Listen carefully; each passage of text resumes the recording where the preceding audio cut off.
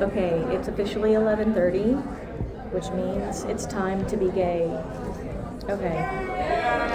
Let's go. We love gay people. And we do. So this is Satosugu and how their love shapes JJK as a whole. Yay!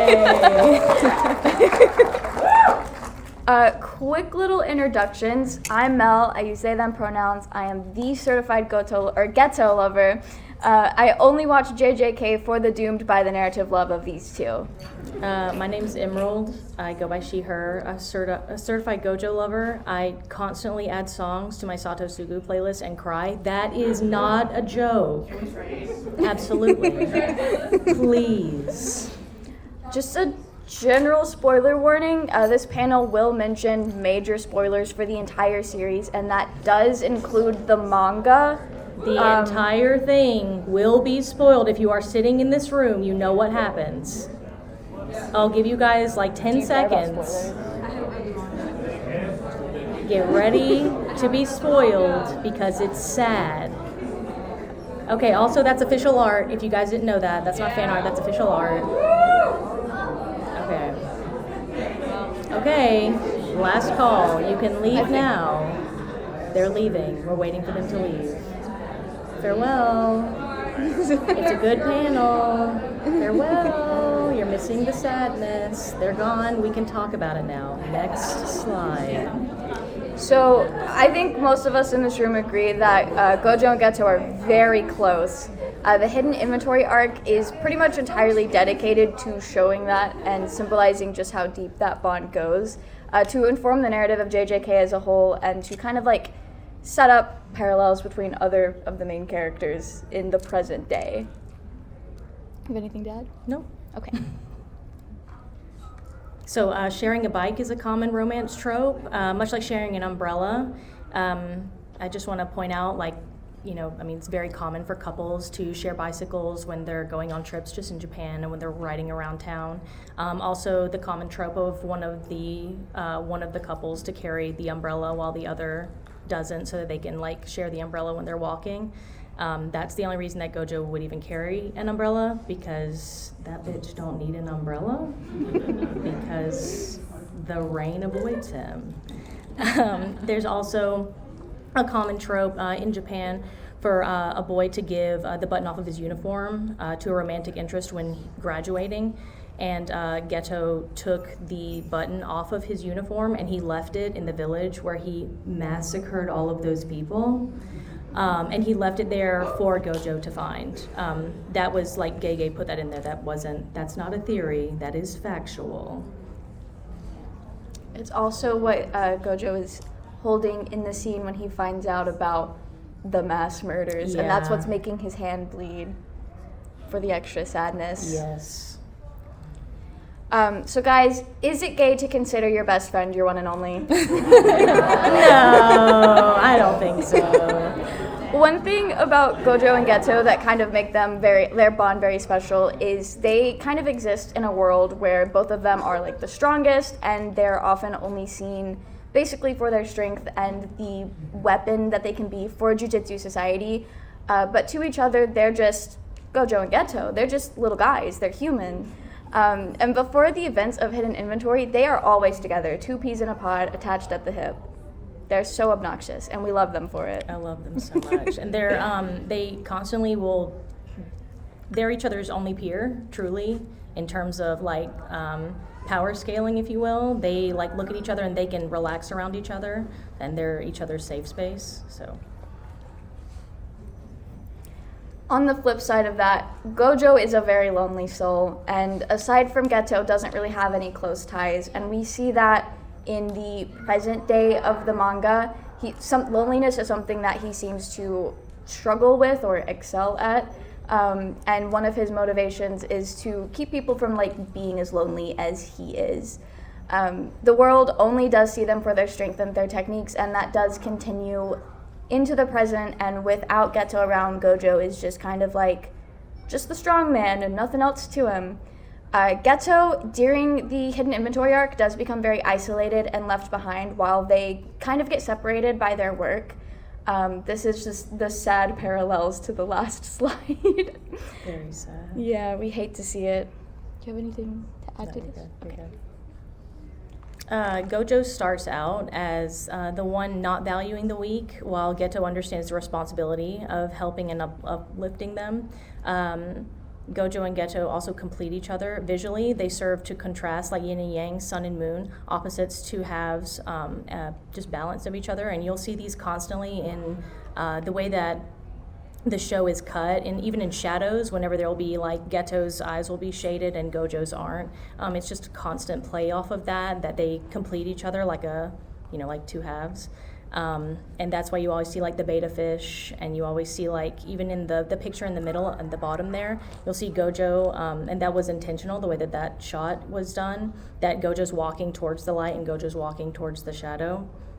So anyways. One thing I also just thought of, there are a lot of characters in Jujutsu Kaisen that kind of struggle with understanding like their responsibility of helping others and uplifting the weak, or maybe characters like Mahito that kind of are the exact opposite of that. And that seems to be like something that JJK wants the characters to, like that's their character arc. So seeing Gojo go on that, knowing that he is like the teacher and like the goodest of good guys in the present, is something that kind of establishes that little theme as well. It also just begs the question, like how different JJK would be as a whole if the roles were reversed, if Gojo just became insane and he just killed whoever, and Geto became like the hero, if you will. It just would create an entirely different world. So the hidden inventory showcases how Gojo and Geto became who they are as adults, the trauma that shaped them, and the insights into their motivations. Geto talks Gojo down from mass slaughter there at the end of Hidden Inventory, and Gojo learns to accept his position in helping the world, while Geto's philosophy becomes very shaky and his burnout pulls him away from his morality and Gojo's new ideals. They essentially swap sides, idea-wise. And that was really interesting to me that they both have just been in each other's position, essentially. At one point, they've both been like on the edge and the other one talks them down. I've always found that really interesting, and just how much each other's words really mean to one another, especially because I don't really think that, especially in the moment, in the picture over there, the 4 panel, I don't know if Gojo would have listened to anybody else whenever Geto kind of spoke some sense into him in that moment, because he really just was over everything in that moment, because he hated just how everything ended up with Rico. So Geto is essentially a cautionary tale for Yuji and the gang, pretty much. Yeah, essentially. Beta fish symbolizing one another in the ending animation. While Gojo's flourishes, Geto's has fin rot and he's worn down from stress. Those are visual tells. I mean, Gojo's beta fish looks beautiful and thriving, while fin rot, for those of you that don't know, I mean, it's the telltale signs of a beta fish being sick, essentially, and withering away. That was really sad whenever I noticed that at the ending. And also, Geto reached a breaking point, and Gojo represented all of that. He once believed and now hates, much like 2 male beta fish. Gojo and Geto can't be together. It doesn't matter how much they cared for one another. They're doomed by the narrative, because if you guys don't know, like 2 beta fish physically can't be in like the same space, no matter like how big the tank is or whatever. They cannot exist in the same space because they'll kill each other. So there's no way that they could have been together in any way from the beginning. Beta fish are just toxic yaoi.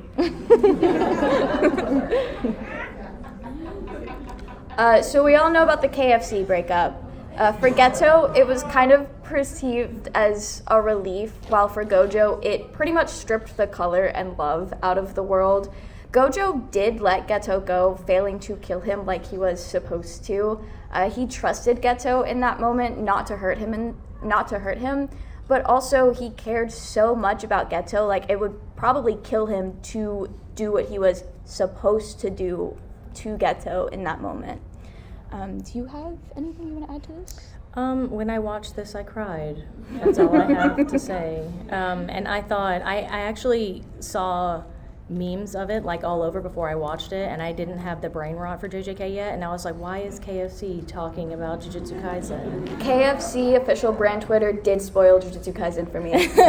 And I had no idea what was going on, and I eventually watched season 2, and I was so heartbroken. Whenever I watched this, I was like, they broke up for real, for real? The divorce era. You're good. Okay. Oh yeah. Is it gay if you recognize your partner's scent, y'all? Is it? I don't think it is. Okay. It's gayer to leave it behind on purpose, though. Yeah, and that's the truth. Yeah, in the movie, Gojo recognizes Geto's scent after 12 years. Gay. But Geto left his scent there on purpose. Super gay. Also, as adults, Gojo continues to trust Geto not to kill him or his students. That's true, because Gojo was very wary of letting Geto around Yuta, but I mean, he's like, he's not gonna do anything. I love that guy. He's not gonna hurt anybody. And he wouldn't. And he wouldn't! As long as they were sorcerers. So, Gojo loves Geto so much that he couldn't kill him, and when he did die, he couldn't really dispose of his body. It was just too difficult to deal with emotionally, and I get it. Grief is like that. Geto does look at peace to die by Gojo's side, Gojo's words being something that did make Geto smile and laugh in his final moments. It's theorized that Gojo's last words in the movie were affectionate, since they parallel Yuta and Rika. There's also in the stage play that happened relatively recently, in Japan, the actor for Gojo, his last words that he said to Geto was, "I love you," but he changes it all of the time, like every single play he has changed it, so it's not, I mean, you can't like solidify that those are the last words, but a lot of people have inferred, even the English voice actor for Gojo has heavily inferred that it was something, I mean, he knows what the words are, but he's heavily inferred that it was something like intimate. So what if your dead ex showed up seemingly alive and well, but came back wrong? I think this also made me cry. I've seen too many TikTok edits of this to be okay. During this scene, just to like put it into perspective, I don't really think that Gojo gets shaken up by many things. He just killed so many people, or he killed so many like curses during this period of time, very shortly before this happening, and so he's just in a completely different headspace, and he hasn't seen this man in forever. And then he actually hears him. He hears Geto's voice, and he just completely starts playing the memories of hidden inventory in his head. I think it was like 2 minutes or something like that, like 120 seconds or something like that. And yeah, that was insane. And the fact that he says, read it. Wait, where are you looking right at? Here. Yeah. My 6 eyes tell me that you're Suguru Geto, but my soul knows otherwise. That, it's a little gay, you know? I think it's a little gay. And the fact that this is such a pivotal plot point as well, and it hinges on their relationship. Yeah, absolutely. The fact that if like Kinjaku knew that, he's like, oh yeah, we can use this guy. That's why also I've been rewatching the first season of JJK, and Kinjaku says in like the early episodes too, he's like, I can't let anybody from the school see my face. And I remember watching that for the first time. I was like, who is this guy? Like, what is he? But Kinjaku knew the whole time. He's like, well, I'm going to use this guy's body for something else. So no one has seen this man. And then Geto sees him and he's destroyed. Gojo sees him. My bad. Calling out to Geto awakens something in the body, attempting to strangle Kinjaku, attempting to save Gojo. Yeah, so the fact that this has also never happened, and Kinjaku's been around for God knows how long, and this has never happened, the fact that that Gojo was calling out to him and essentially talking to Geto in this moment, and Geto's body just freaks out, and he's trying to take control back of his body, and he can't, and that hurt even more. And Kenjaku just made fun of it and he blew it off, so that also hurt really bad. He did call it poetic though, so he knows these guys were freaks for each other. Freak for real. Love that for them. Do you have anything else? Okay, you're good. If Gojo didn't love Geto, if he could have killed him in high school, Geto wouldn't have been able to start his cult or like take it over. If Gojo was able to emotionally handle Geto's death and properly dispose of or destroy the body, Kenjaku would not have it. The entirety of the JJK plot would literally not exist if Gojo didn't love Geto, at least in the capacity that it exists today. Yes. It is all Gojo's fault, respectfully. Love him. Gojo found purpose becoming a teacher to protect students because he and his peers were failed. I mean, we saw the death of Haibara. We're going to cry for a second. And how that destroyed not only Gojo, but that absolutely decimated Nanami. And I definitely think that you can see parallels a little bit in Nanami and Gojo's perspective in wanting to become good role models and students and teachers for their students because they were failed in that aspect.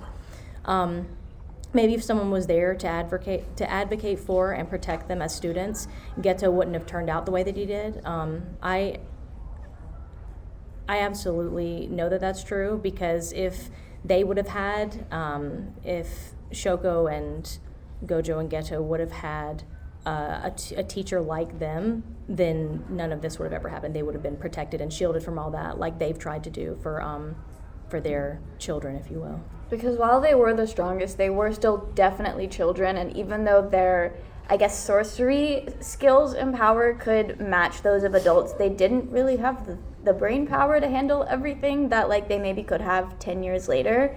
And Gojo knows that now, and again, the cautionary tale of Geto knows what can happen if he were to basically continue the cycle and offload all of that without, like, I guess, making sure the kids were, like, okay.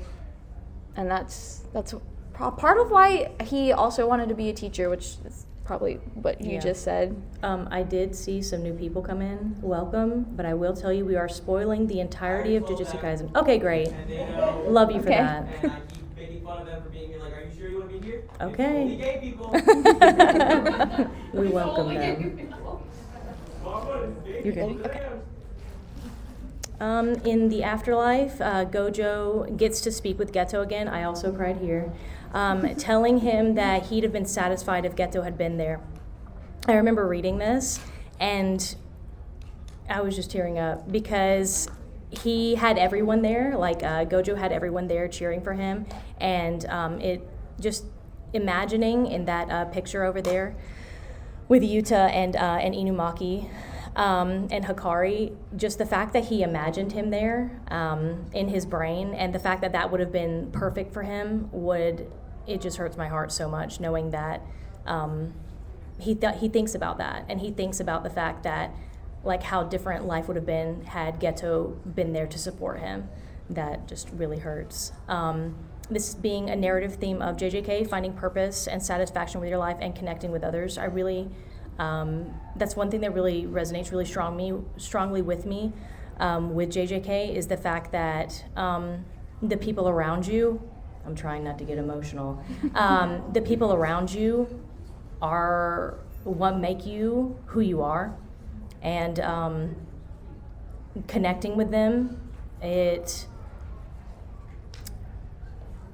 the people that are around you make you who you are, and you carry that on throughout every relationship that you'll ever have. It definitely shapes the way you interact with the world, and we definitely see that with Geto and Gojo, specifically Gojo. You're good. So Yuji and Megumi mirror and parallel Satosugu in a lot of ways. They hit the same narrative beats, but with a bit of a twist. We see in a lot of ways they like mirror the scenes, but they support each other, and Yuji's brain chemistry is probably just a little bit better than Geto's, honestly. Yuji is upset with himself and not the system, while Geto was very much upset with the system and less so himself, and it's a lot easier to reconcile with being upset with yourself than it is being upset with a system that you perceivably cannot change, especially as a teenager. But through the mutual support, Megumi and Yuji get a different outcome, and they focus more on the things that they can change personally and not these larger goals of, well, let's just kill every non-sorcerer because the system's broken, and instead of fixing the system, we'll just make it not usable. They also had the same kind of sun and moon and light and dark motif that Gojo and Geto have. Thankfully, not the doomed by the narrative one. Thankfully. But they do have very similar parallels. Everyone in your life adds to you as a person, and everyone in JJK adds to the narrative to make it whole, and everyone plays an important part.